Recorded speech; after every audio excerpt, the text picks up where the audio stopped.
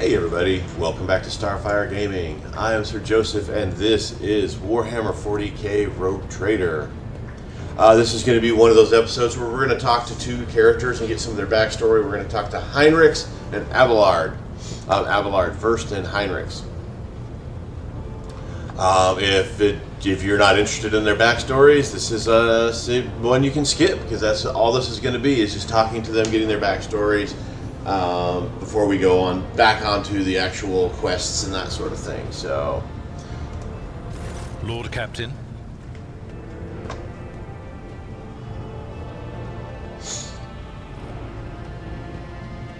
Let's talk about things that may be useful to me as a rogue trader. A noble aspiration, Lord Captain. I am ready to acquaint you with all the particulars that interest you. Abelard nods approvingly. Outline the situation in the Kronos Expanse for me. What do I need to know and keep in mind? This is a topic for an official briefing, not a casual conversation. But I will try to answer succinctly. And if you permit, in my own words. The Kronos Expanse is considerably removed from the heart of the Imperium. This means that local warp routes become useless within months. Established pathways are regularly subject to attacks from all kinds of rabble. And in the only major port, the Imperium's frigates find themselves moored alongside pirate vessels. Abelard takes a breath and begins. Until recently, the Kronos Expanse could hardly have been called a region of the Imperium. The situation has changed with the arrival of the Lord Inquisitor, but not by much. This place operates under its own rules, you see. More radical, so to speak. But ones that allow for a non-standard approach where there is a promise of victory. The Kronos Expanse is considered rogue trader territory for a reason. Only rogue traders have sufficient military might, audacity, and the rights granted them by the warrant to survive the leap into the unexplored part of the Expanse, and in the event of a successful outcome, to hold on to whatever they manage to capture on the frontier. Who are the main players I need to be aware of in the Kronos Expanse? In the first instance, you should treat official representatives of the Imperium with respect.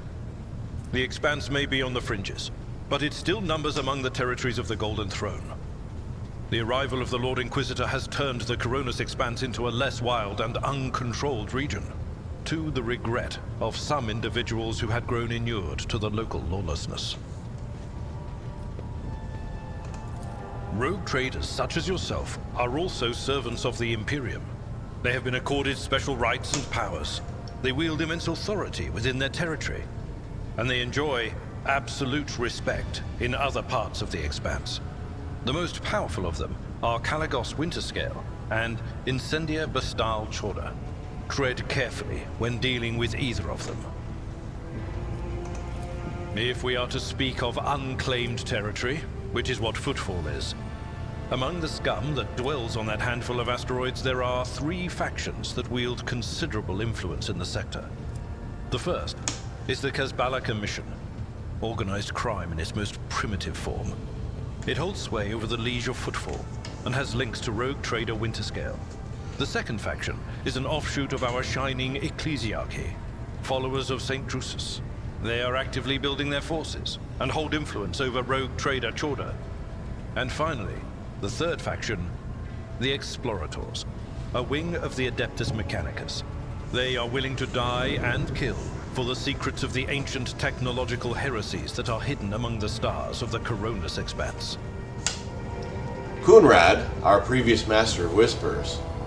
What can you tell me about his betrayal? What do you think he'll do next? You know, Lord Captain, I am no admirer of fine art. But when we next find ourselves in a civilized port, with time to spare, I will promptly find an artist and commission a portrait of the individual to whom you refer, with a hole between the eyes. Conrad Voigtveer. That he committed his treachery and escaped with his life was an unforgivable oversight. Abelard winces, as though from toothache, and makes no attempt to hide his feelings. We both served Lord Captain Theodora for many years, and we never saw eye to eye. He was brash, He was never afraid of assuming responsibility, and he willingly took on difficult tasks. I am loath to admit it, but the Von Valacius Protectorate continues to reap the fruits of his labors to this day. His service always garnered my respect. But everything else about him made me want to wring the neck of that two-faced snake. If you are taking comfort in the thought that we will hear no more of Conrad, prepare to be disappointed. You thwarted his plans, his meticulously plotted and nurtured treachery. He is sure to attempt to strike at you, and he will use his contacts and knowledge of the Protectorate to do so. The only question, Lord Captain, is whether you will be able to anticipate his next steps. That is all for now. As you wish, Lord Captain. I'd like to know more about my seneschal. As you wish, Lord Captain. What would you like to know? Tell me about yourself. What were you before you became Theodora's seneschal? I used to be an officer in the Navis Imperialis. No, a used to be is not quite right. It was not simply a job. It was my calling, the essence of my life. I was proud to serve Lord Captain Theodora, but in my heart and mind, I'm still an officer of the Imperium. Abelard replies proudly. I met Lord Captain Theodora on a mission where the Imperial Navy was providing reinforcement to the Rogue Trader's army on one of the frontier worlds. Our acquaintance was not easy. Working with people outside the Navy hierarchy has never been my strong suit. It was to my great surprise then that after the mission's completion, I received a referral to leave my service in the Navy and join the Rogue Trader's personal council. It was a difficult choice for me, but I saw in the offer a chance to serve the interests of humanity even more effectively than in the Navis Imperialis. You do not need me to tell you just how remarkable a person Lord Captain Theodora was. I recognized her at once as a true leader and formidable creative force. One who had built a protectorate amidst the dangers and wildness of the expanse. Leaving the Imperial Navy is far from easy. Why were you permitted to quit your post?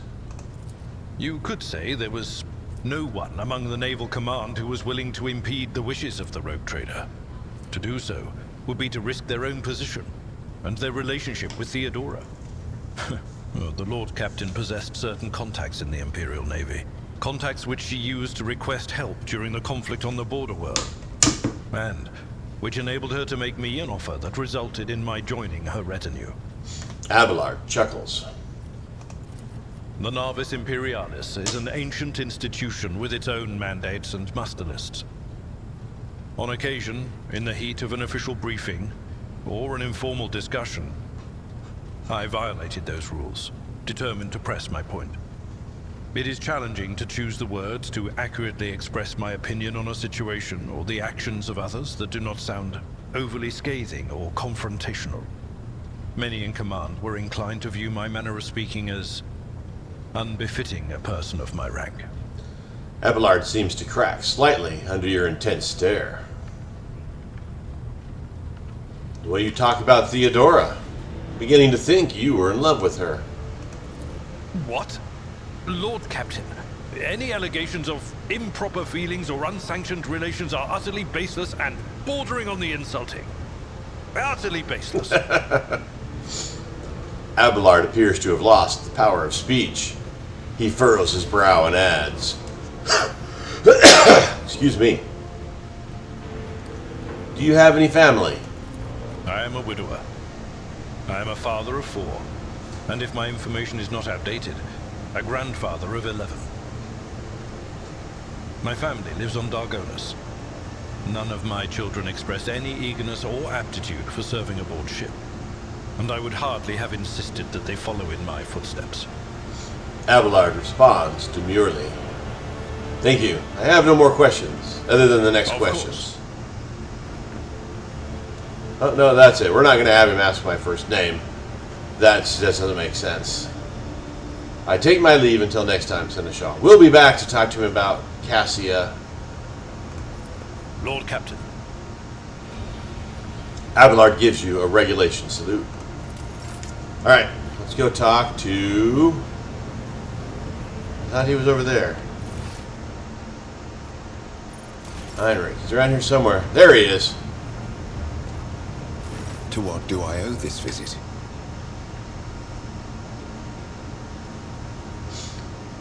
I know nothing about you, Heinrix.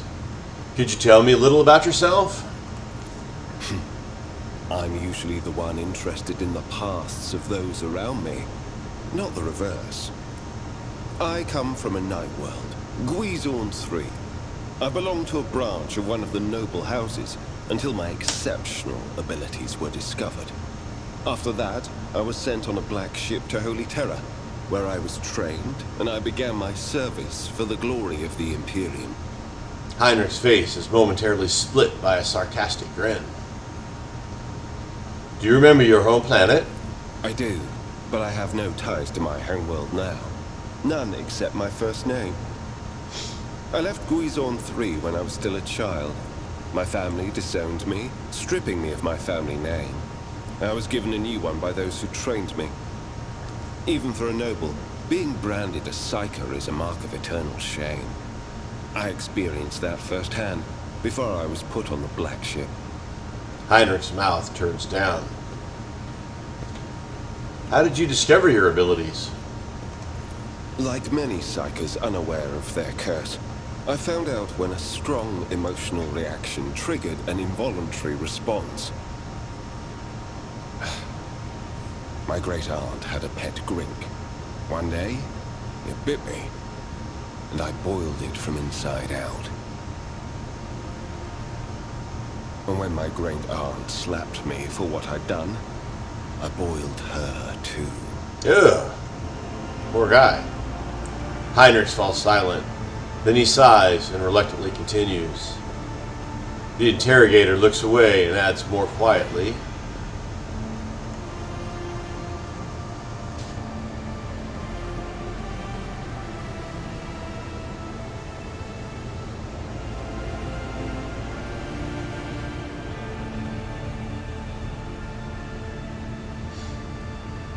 Sorcerer's powers are truly dangerous. I hope you have mastered your abilities since then. When I arrived on Holy Terra and was tested, I was found to be suitable material for becoming a sanctioned psyker, able to bend his curse to his own will. I can assure you that the adepts of the Astra Telepathica were right in their assessment. Tell me about the Black Ship. Picture a vast prison ship, filled with frightened, angry psykers who can't control their abilities and who have just lost their homes and their families. Some of them were children and adolescents like I was. Some were monstrous creatures who no longer had the right to be called human, or psychopaths who reveled in their impure powers. Heinrich is silent for so long you begin to think an answer will not be forthcoming. Once, when one of the miscreants broke free, those in command simply depressurized the bay and got rid of the culprit, along with the prisoners and crew tainted by him. But even after that, I heard the echo of inhuman suffering and terror that filled that part of the ship. It grieves me to recall that episode to this day. You were sent to the Inquisition right after training? No. First, I was accorded the status of a psyker fit for service in the Imperial Guard, where I then spent several years. It was only afterward that I became an agent of the Golden Throne. Heinrich stops there, clearly not intending to elaborate further. Let's talk about something else. How long have you served in the Inquisition? Since the day of my initiation as an acolyte. So, decades. How many real years it's been, it's hard to say. When I return from a journey through the warp, I often discover that much more or much less time has passed in real space. Heinrich shrugs. You visited many worlds during your service, I'll wager. Indeed. I have visited many of the places brought to the Emperor's light, and those sullied by the filth of the archenemy. In truth, even after all these years spent visiting the various corners of the Imperium and looking beyond its borders, I still consider the Segmentum Solar to be the greatest of all humanity's bastions. Nothing compares to the majesty of Holy Terror, the might of Mars, the grandeur of the Segment's other worlds. What duties have you been carrying out for the Inquisition? You can't really be expecting me to answer that question, can you? The interrogator returns your look and smiles, but thanks to the expression in his ice-cold eyes, the effect is rather unnerving.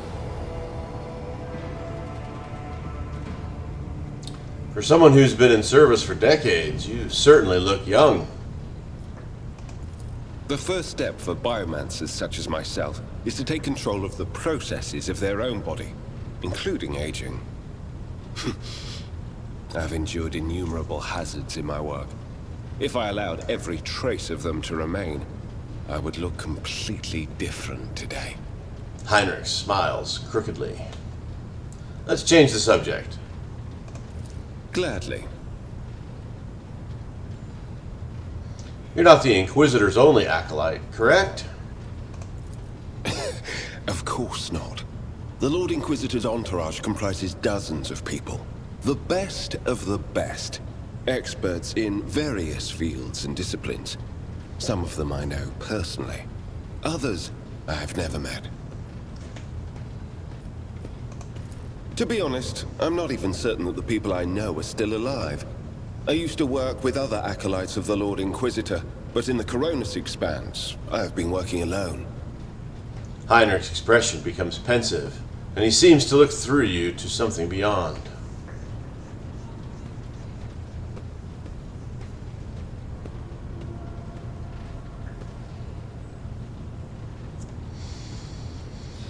Wandering among the stars without family or friends, don't you get lonely? I rarely have the time or the opportunity to think about it. Heinrich shrugs vaguely. If you're an interrogator, does that mean you hold a special position in the retinue? We are not a retinue. We are acolytes. As for your question, I am closer than anyone else to the one I call my personal teacher. The Lord Inquisitor deemed me worthy of undertaking the most important and sensitive tasks requiring the attention of agents of the Golden Throne. Are there other acolytes in the Coronis Expanse? The interrogator narrows his eyes at you and releases a disappointed sigh. After several seconds of silence, you realize you will not be getting that answer. That was good. I want to discuss the cult of the Final Dawn. What can you tell me about it? The cult's ordinary members are humans who have been corrupted by the archenemy, traitors to the Imperium, and accomplices of chaos. Participation in the cult's rituals always entails brainwashing, literally and figuratively. The longer cult members spend among other cultists, the less critically they think, and the more closely they resemble obedient livestock, stripped of their fear and instinct for self-preservation.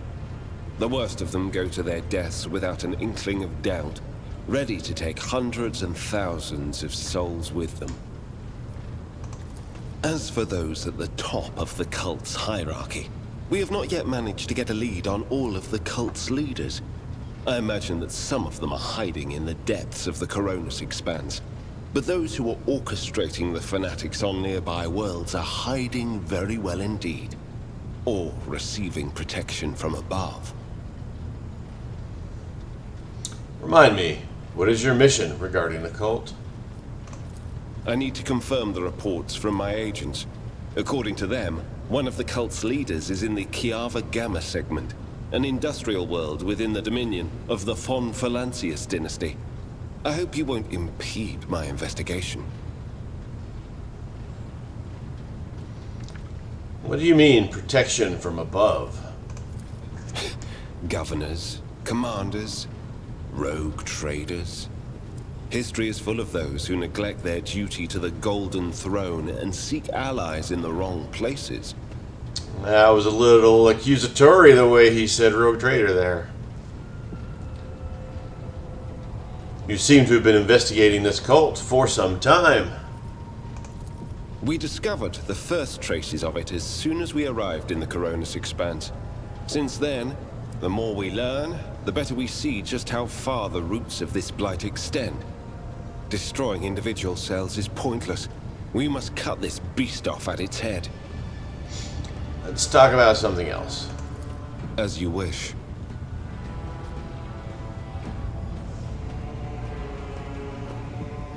What can you do as a psyker?